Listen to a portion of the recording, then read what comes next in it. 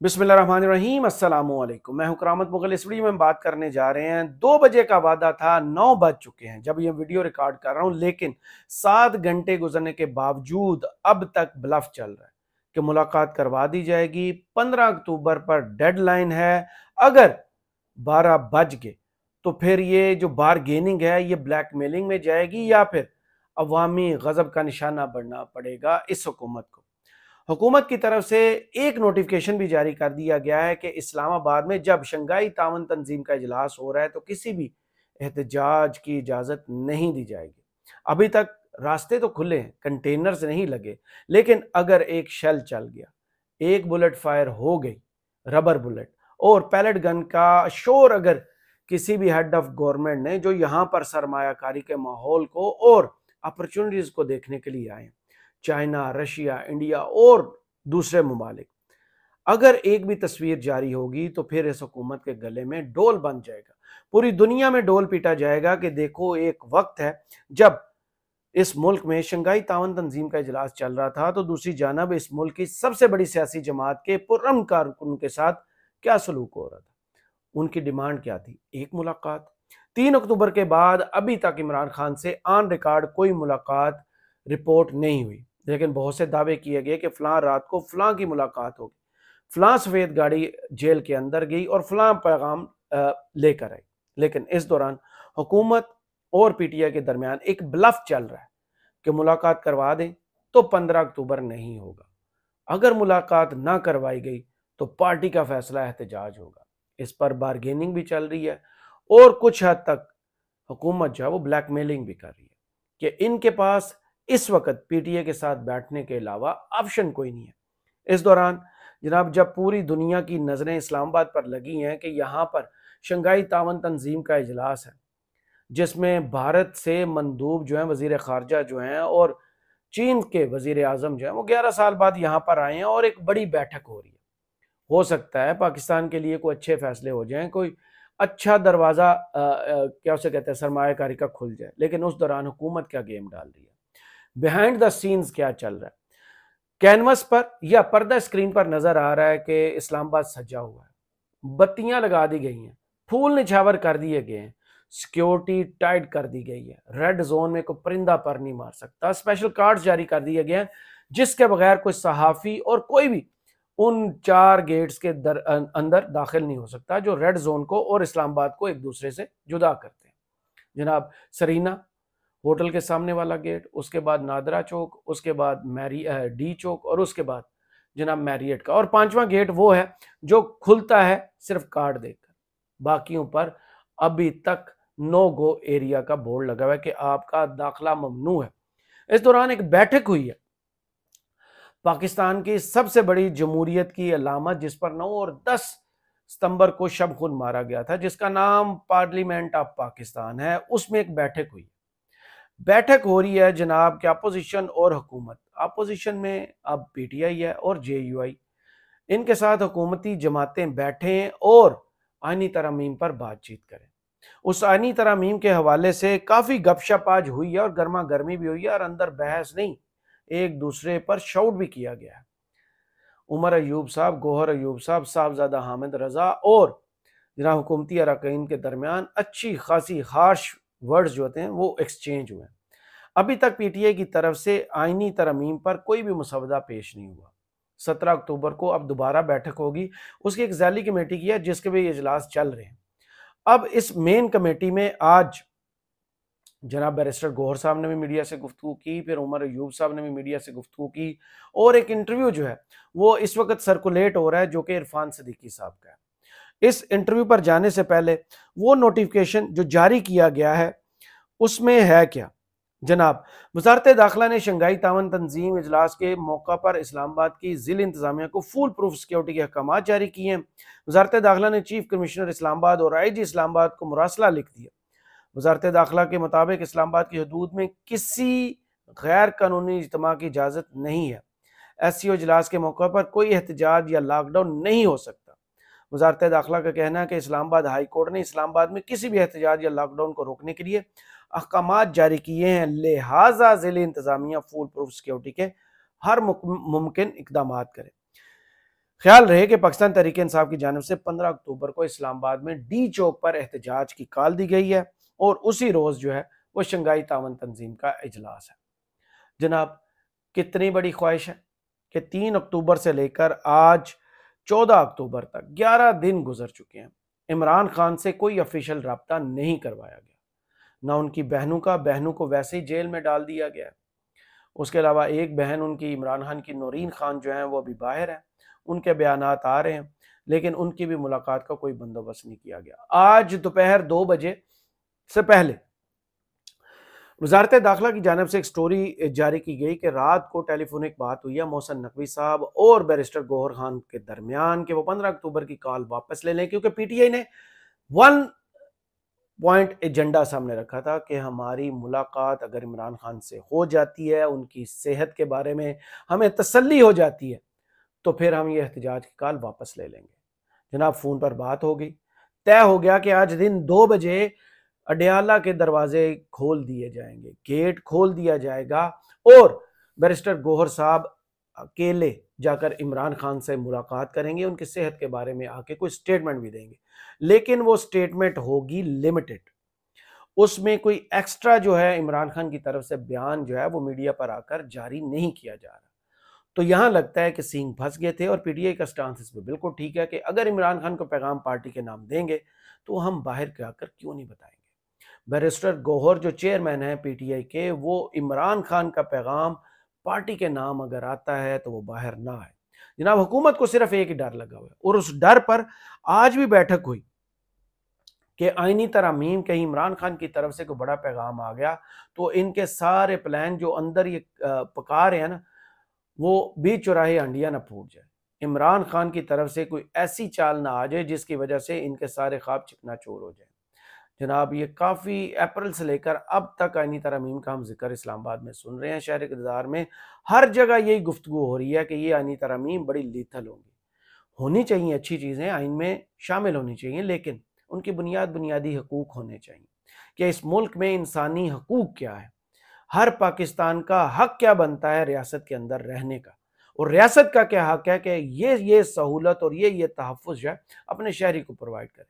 लेकिन यहाँ पर क्या हो रहा है, एक आईनी अदालत बननी चाहिए क्योंकि हम अशराफिया हैं, हम हुक्मरान हैं, हमारे लिए अदालत भी अलग हो जहाँ हम अपनी मर्जी के जज लगाएं, अपनी मर्जी के फैसले लें, क्योंकि हमें सुप्रीम कोर्ट से अब अपने खिलाफ हर फैसले से तकलीफ हो रही है। मखसूस नशिस्तों से ये जंग शुरू हुई है जिसमें पेट्रोल डाला गया है जनाब काजी फायज ईसा साहब की तरफ से। उनके 2 जजों ने जो इख्तिलाफी नोट लिखा कि कोई भी आईनी इदारा इस हुक्म को मानने का पाबंद नहीं है।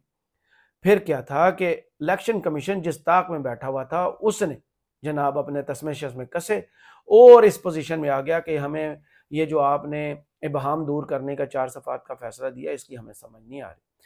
फिर 23 सितंबर को डिटेल जजमेंट आई, लेकिन फिर भी इलेक्शन कमीशन कह रहा है कि हमें मखसूस नशिस्तों के मामले पर समझ नहीं आ रही। जनाब, उधर से स्पीकर कौमी असम्बली और पंजाब असम्बली ने 2-2 खत लिख डाले कि ये जो मखसूस नशिस्तें हैं ये हमें बांट दी जाएं, क्योंकि पार्लिमानी लीडर जो है मुख्तलिफ जमातों के वो मुझसे आकर ये डिमांड कर रहे हैं कि आपकी अथॉरिटी नहीं है, आप कस्टोडियन ऑफ द हाउस हैं, आपका ये काम बनता है कि हमें ये मखसूस नशिस्तें लूट कर दें। क्योंकि पहले खत में ही स्पीकर कौमी असम्बली जनाब अय्याज सादिक ने यह लिख दिया था कि पीटीआई कोई पार्लिमानी जमात नहीं है, जिसको सुप्रीम कोर्ट के 13 जजेस ने लिखा कि पाकिस्तान तहरीक इंसाफ एक पार्लिमानी जमात भी है और सियासी जमात भी है, उसको स्पीकर कौमी असम्बली मानने को तैयार नहीं। ये खिचड़ी पकी हुई है कि किसी तरीके से इस फैसले को पसे पुश डालकर पुरानी पोजीशन पर इलेक्शन कमीशन की तरफ से एम्बिग्विटी पैदा करके जो पुरानी नशिस्तें थी जो इन्होंने पहले डाका मारकर पीटीए की सीटों पर कब्जा किया था, उन्हीं मखसूस नशिस्तों पर अपने बंदों को बुलाया जाए। एक प्लान उनमें से है कि उन्हीं लोगों को बुलाया जाए जिनकी छुट्टी की गई थी 12 जुलाई के फैसले से कि इन पर मुस्लिम लीग नून या पीपल्स पार्टी या काफ लीग और दूसरी जमातों का हक नहीं है, इस पर पाकिस्तान तहरीक इंसाफ का हक है कि ये उनकी मखसूस नशिस्तें हैं। तो उन दोबारा उन पुराने मेंबर्स को वोटिंग के दिन ले आया जाए, वोटिंग करवाई जाए और फिर आईनी तरमीम करवाकर उनको वापस भेज दिया जाए और फिर अदालतों में जो भी लड़ाई लड़नी है वो हम लड़ते रहे। जनाब, ये एक प्लान है।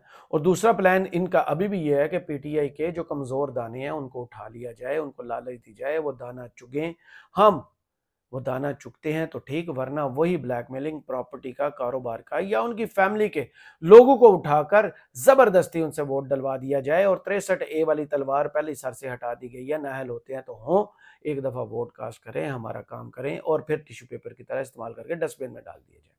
दूसरा प्लान उनका ये है, और इस प्लान पर अभी तक इतलात यही है कि मौलाना फजल रहमान कुछ पॉइंट्स पर जो हैं वो काफ़ी हद तक राज़ी हो चुके हैं। कोई एक आधा पॉइंट है जिस पर वो अभी मर्जी की चीज़ें करवाना चाहते हैं। उसके बाद आज उनकी जो टंडोला यार से स्टेटमेंट आई है, कोई छोटी स्टेटमेंट नहीं है कि आइनी मसवदे पर इत्तफाक राय हो चुका है। वो मुलाकात करेंगे बिलावल भुट्टो से, फिर नवाज शरीफ से, और फिर PTI से 16 अक्टूबर को मुलाकात करके इस एजेंडे को पाया तकमील तक पहुंचाकर आइनी मसवदे को पार्लियामेंट में, शुनीद यही है इस्लामाबाद में कि शायद शायद शायद जुमे के रोज़ पार्लियामेंट का इजलास बुलाकर ये आइनी तरमीम जो है वो पार्लियामेंट के फ्लोर पर ले आई जाए, जिस पर आज भी जो बैठक हुई है, जिसमें आज भी इख्तलाफ हुआ है, जिसमें आज भी एक दूसरे पर फिक्रे कसे गए हैं, वो इजलास जो तकरीबन बेनतीजा ख़त्म हुआ है, जिसमें अभी भी एतराज़ ये किया जा रहा है कि PTI ने कोई भी अपना आइनी मसवदा पेश नहीं किया।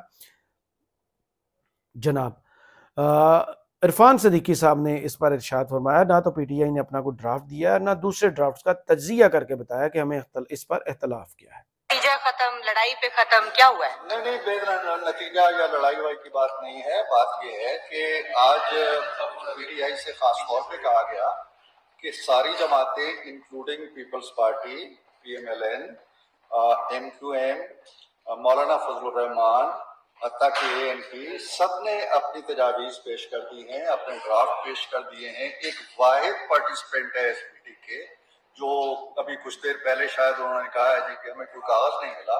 ये तमाम पेपर्स आज से 4 दिन पहले उन तक आ चुके हैं और टेबल किए जा चुके हैं बाज़ाब्ता। और वाहिद पार्टी जिसने अभी तक कोई इनपुट नहीं दी तहरीरी तौर पर, वो PTI है। ना तो उन्होंने अपना कोई ड्राफ्ट दिया है, ना उन्होंने जो ड्राफ्ट दिए गए हैं उनका तज्जिया करके बताया है कि जी हमें इससे इख्तलाफ है, हमें इससे इत्तफाक है या फला में। वो वही बातें जो आज ये 7वीं मीटिंग थी, 7th इजलास था, और जो पहले इजलास में बातें थी जी जल्दी ना करें, हमें मौलाना से मशवरा दे, फिर उनसे स्पेसिफिकली आज पूछा गया, बल्कि मैंने उनसे सवाल किया कि जी हमें ये इम्प्रेशन था कि मौलाना और आप एक मुश्तरका ड्राफ्ट देंगे, मौलाना आपसे मशवरा करेंगे, आप मौलाना से करेंगे, और एक मुश्तरका ड्राफ्ट हमारे सामने आएगा। अब मौलाना का जो मुश्तरका ड्राफ्ट आ गया है, क्या उसको आप ऑन करते क्या उसको आप ऑन करते हैं? तो PTI की तरफ से अभी भी ऑन तो नहीं किया गया। लेकिन यही जो है, जो इस मुल्क में हुकूमत ने किया है कि इस मुल्क के 4 करोड़ से ज़ायद वोटर्स का इस्तेहसाल किया है, उनके हक पर डाका मारा है, उनकी सीटों पर कब्जा किया है, और फॉर्म 47 तैयार कर पंजाब में भी, सिंध में भी, बलोचिस्तान में भी, और वफाक में हुकूमत बना चुकी है। उस हुकूमत के एक शख्स को यह फिक्र खाई जा रही है कि इस वक्त इस्लामाबाद में 1000 से ज़्यादा मेहमान आ चुके हैं, हमें फिक्र है कि कोई PTI की तरफ से गड़बड़ ना हो जाए। 4 करोड़ पाकिस्तानियों की फिक्र नहीं है, 1000 गैर मुल्कियों की फिक्र है, और फिक्र खा रही है जनाब इन्हीं को जिनका नाम है इरफान सदीकी। वो कह रहे हैं कि इतने अरसे बाद इतना बड़ा इज्तिमा हो रहा है, 1000 के करीब वफ्द आए हुए हैं, पाकिस्तान के लिए इज्जत और इफ्तिखार का मौका है, इस मौका को PTI ने अपने एहतजाज के लिए चुना है। बानी PTI से मुलाकात के लिए वो बारगेनिंग और ब्लैकमेलिंग कर रहे हैं। ख्याल है इस पे क्या कहना है? मेरे पास तो इस बात की तशरीह के लिए, तौज़ीह के लिए, या इसके बारे में कुछ कमेंट्स देने के लिए भी अल्फाज नहीं है कि इतने अरसे बाद, कम से कम मेरा ख्याल है 97 के बाद इतना बड़ा इज्तिमा हो रहा है। 1000 के करीब हमारे बाहर से डेलीगेट्स आए हुए हैं। पाकिस्तान के लिए इज्जत और इफ्तिखार का मौका है। उस मौके को उन्होंने चुना है किस चीज के लिए? अपने एहतजाज के लिए। और एहतजाज किस उसूल की बुनियाद पर, या नजरिए की बुनियाद पर, या बड़े आदर्श की बुनियाद पर है कि जी हमें खान साहब से मुलाकात कराई गई? खान साहब से मुलाकात के लिए वो बारगेनिंग कर रहे हैं और ब्लैकमेलिंग कर रहे हैं इतने बड़े इवेंट की, जो हर पाकिस्तानी के दिल के अंदर बसता है। तो इस ब्लैकमेलिंग कर रहे हैं, लेकिन हुकूमत जो है वो मानने को तैयार नहीं है कि ऐसा क्या है कि इमरान खान पर पाबंदी लगा दी है मुलाकातों की। जनाब इस पर मोहसिन नकवी साहब ने भी इरशादात फरमाए हैं कि आज रात तक इमरान खान से पीटीआई के लोगों की मुलाकात करवा दी जाएगी, लेकिन शर्त रखी जा रही है कि शायद सिर्फ बैरिस्टर गौहर जो है उनको मुलाकात की इजाज़त दी, जो दिन के 2 बजे से लेकर रात 9 बजे तक 7 घंटे गुजार चुके हैं।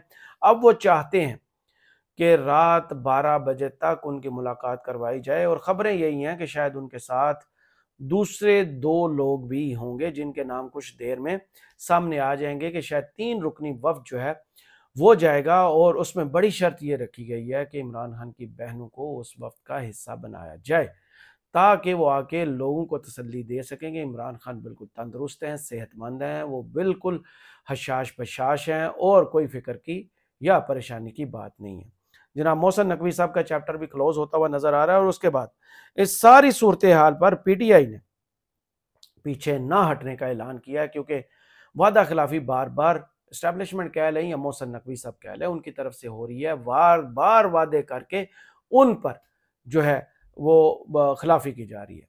दिन 2 बजे से लेकर रात 9 बजे तक मुलाकात नहीं हुई। इससे पहले भी आपको पता है बार बार कहा जा रहा था कि चले मुलाकात करवा देते हैं, लेकिन अब अगर मुलाकात नहीं कराई जाती तो फिर पीटीआई अपने फैसले पर कायम है, और वो ये है कि एहतजाज तो होगा, डी चौक में होगा, और फिर हुकूमत नतायज की खुद जिम्मेदार होगी। जनाब बैरिस्टर गौर साहब, एक्चुअली हमारा डिमांड पहले भी था, अभी भी है। खान साहब के साथ 3 तारीख के बाद किसी की मुलाकात नहीं हुई। उसकी जो हेल्थ के बारे में है वो बड़ा एक सीरियस कंसर्न है, वो वर्करों में, वो लीडरशिप में, वो पार्टी के सारे रैंक्स में है, चारों सूबों में है। देखो वो एक बड़े पॉपुलर लीडर है। हमने एक लेटर लिखा, बड़ा मुख्तसर से रिक्वेस्ट की है कि आप हम में से किसी को भी इजाजत दे दे, खान साहब को एक्सेस दे दे, ताकि हमारी मुलाकात हो सके। हमें ये बताया गया था कि हम कोशिश करते हैं इंशाल्लाह ताला आज मेक श्योर करें कि मुलाकात होगी। ऑब्वियसली पार्टी का फैसला और इंशाल्लाह एहतजाज होगा। पार्टी का फैसला और एहतजाज होगा, लेकिन इस सब पर अब भी ब्लफ हुकूमत की तरफ से जारी है। पीटीआई को लारा लगाया हुआ है कि हम आपकी मुलाकात करा देंगे, ताकि वर्कर को जिनको उन्होंने एहतजाज के लिए कॉल देनी है वो मखमसे का शिकार रहे, वो तजब्जुब का शिकार रहे कि एहतजाज होना है नहीं होना। जिन लोगों ने दूर से आना है वो तैयारी पकड़ चुके हैं, नहीं पकड़ चुके। गंडापुर साहब ने भी हाँ कर दी हुई है कि वो इस एहतजाज में शरीक होंगे, क्योंकि सबसे ज़्यादा उंगलियां उस तरफ उठाई जा रही थी कि उनकी तरफ से एक स्टेटमेंट उनसे कोट की जा रही थी कि सूबे के वसाइल को बार बार एहतजाज पर नहीं लगाया जा सकता। तो खबर वहां से यही है कि वो एहतजाज में शरीक होंगे, लेकिन डेडलाइन जो है उसमें सिर्फ 3 घंटे बाकी हैं। अगर ये डेडलाइन गुजर गई तो कल फिर वही होगा जो हमने 4 अक्टूबर को देखा था। पूरा इस्लामाबाद में कंटेनरिस्तान बना दिया गया था, हर तरफ आंसू गैस के शेल फेंके जा रहे थे, नारे लग रहे थे, रबर बुलेट फायर्स हो रही थी और पैलेट गन्स के आवाजें हम सुन रहे थे। तो देखना यही है कि हुकूमत के हाथ में है कि वो इस शहर का, इस मुल्क का कितना पास रखते हैं, नाम बुलंद करना चाहते हैं, या फिर वही जोर जबरदस्ती करना चाहते हैं। और इस आइन में जो लिखा है पुरअमन एहतजाज का हक हर शहरी का हक है, उस पर अब भी ये पांव रखकर रोंद कर आगे निकलते हैं, या फिर पीटीआई की इस कॉल को सीरियस लेकर इमरान खान साहब के लिए अडियाला गेट के दरवाजे खोलते हैं और अपनी खैर मनाते हैं कि इमरान खान साहब से एक दफ़ा मुलाकात होगी, उनकी तरफ से खबर आएगी कि सब ठीक है, ओके है, तो फिर पीटीआई भी चुप करके एससीओ इजलास होने देगी, इस्लामाबाद पुरअमन रहेगा, और कोई भी नारा, कोई भी फायर और कोई भी आंसू गैस का शेल इस शहर में नहीं चलेगा। करामत मुगल को इस वीडियो से इजाज़त दीजिए और कमेंट्स बॉक्स में ज़रूर बताइएगा ये वीडियो आपको कैसी लगी। अल्लाह हाफिज़।